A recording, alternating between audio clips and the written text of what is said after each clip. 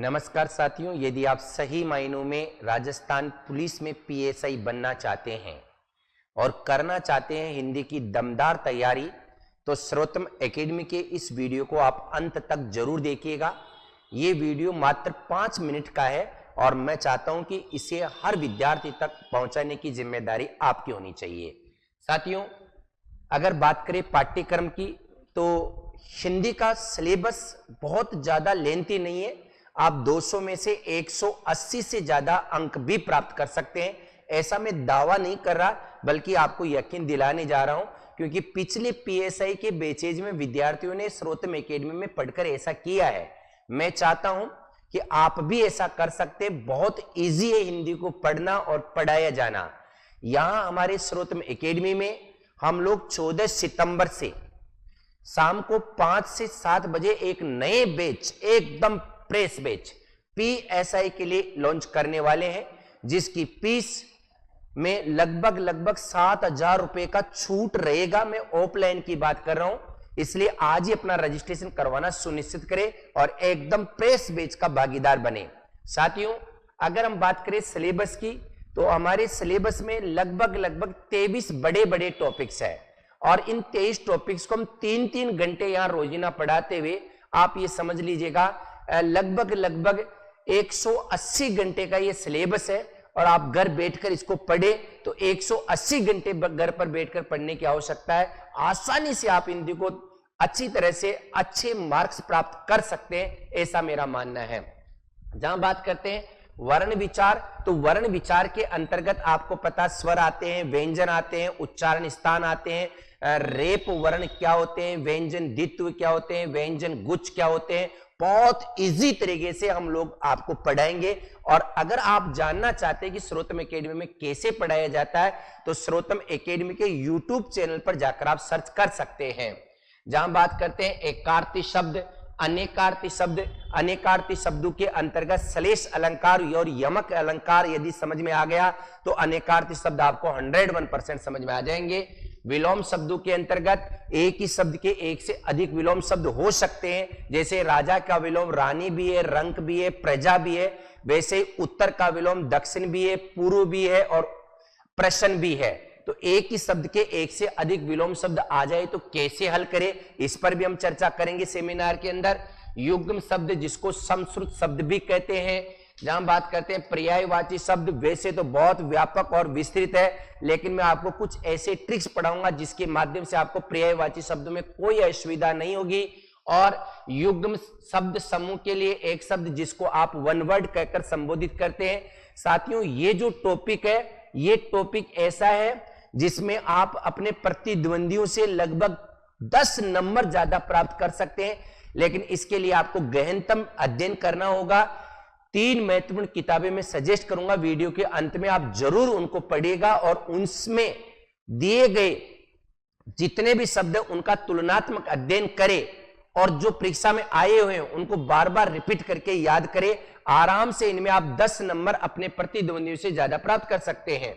रूढ़, यौगिक और योग रूढ़ आपको पता होना चाहिए। जिनमें संधि समास प्रत्यय उपसर्ग काम नहीं करते हैं वो रूढ़ होते हैं, जिनमें संधि समास प्रत्यय उपसर्ग काम करते हैं वे शब्द यौगिक होते हैं, और जिनमें संधि समास प्रत्यय उपसर्ग तो काम करते हैं लेकिन उनका अर्थ तीसरे के लिए रूढ़ हो जाता है, उन्हें योग रूढ़ कहा जाता है। बहुब्री समास के सभी उदाहरण योग रूढ़ शब्दों के उदाहरण है। अब आप कितनी भी कोचिंग ले लो, कोई दिक्कत नहीं है, ये तैयार हो गया। ये मुश्किल से 5 मिनट का टॉपिक है।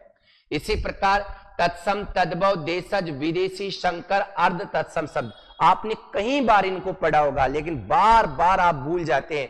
मैं आपको विश्वास दिलाता हूं, मात्र 3 घंटे की क्लास में आपको ऐसे तत्सम और तद्भव, देशज, विदेशी, शंकर शब्द पढ़ाए जाएंगे कि आपके 80% तत्सम और तद्भव शब्द तो कक्ष में याद हो जाएंगे।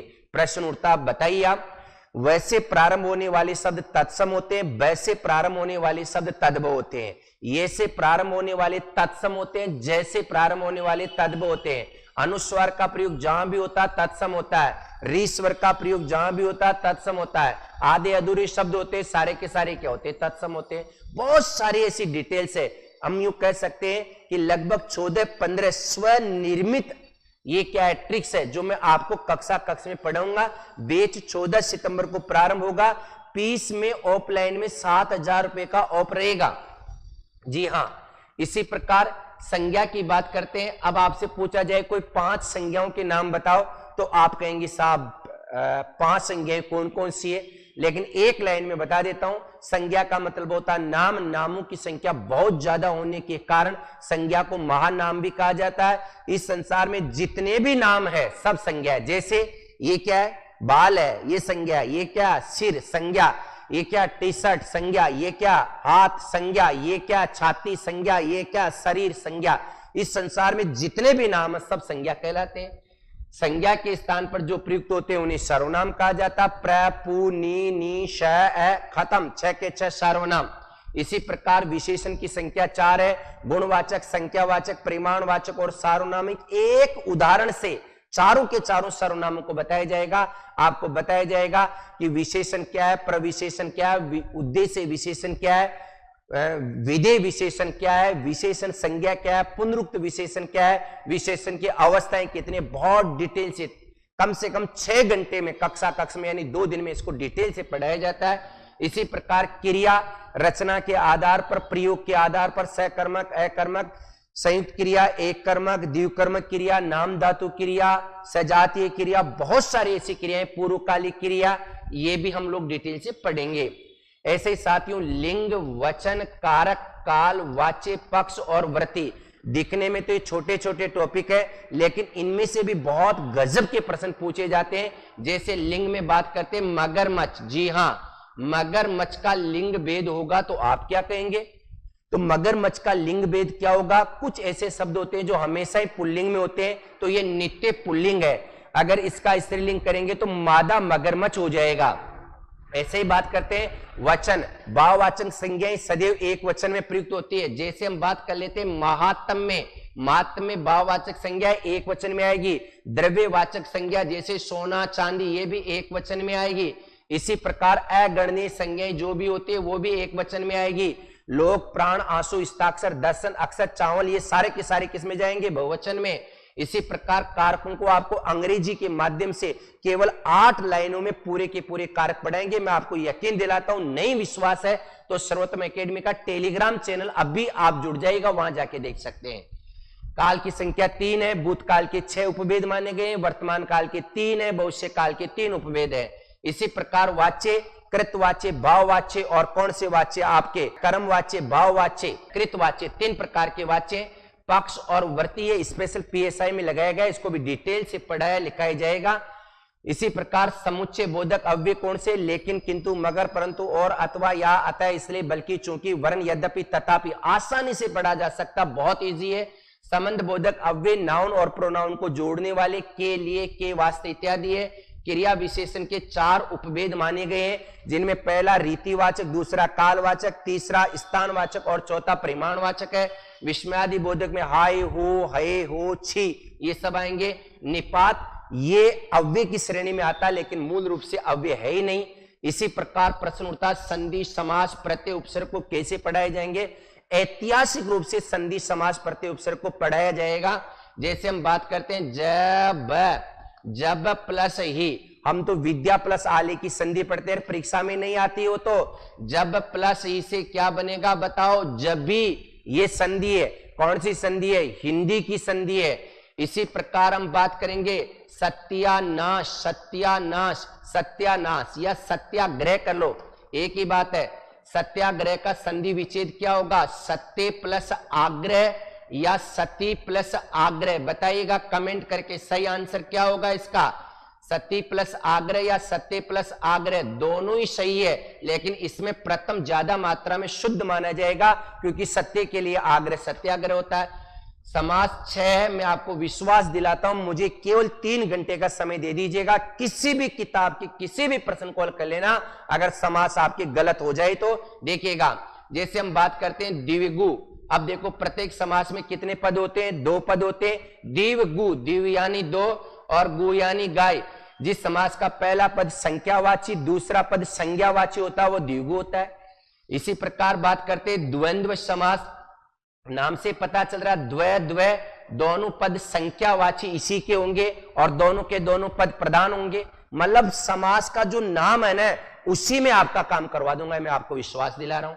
इसी प्रकार प्रत्यय और उपसर्ग, इस प्रत्यय और उपसर्ग की बात करते हैं तो हम उपसर्ग केवल 22 ही पढ़ते हैं, जबकि 22 उपसर्गों के अलावा अंग्रेजी के उपसर्ग है, संस्कृत के उपसर्ग है, हिंदी के उपसर्ग है, अरबी फारसी भाषा के उपसर्ग है, संस्कृत के शब्द जिनका प्रयोग हिंदी में उपसर्गों के रूप में किया जाता है, एक से अधिक उपसर्गों का प्रयोग किया जा सकता है, उपसर्ग और प्रत्यय का साथ साथ प्रयोग किया जा सकता है। तमाम पहलुओं पर चर्चा करेंगे ही करेंगे।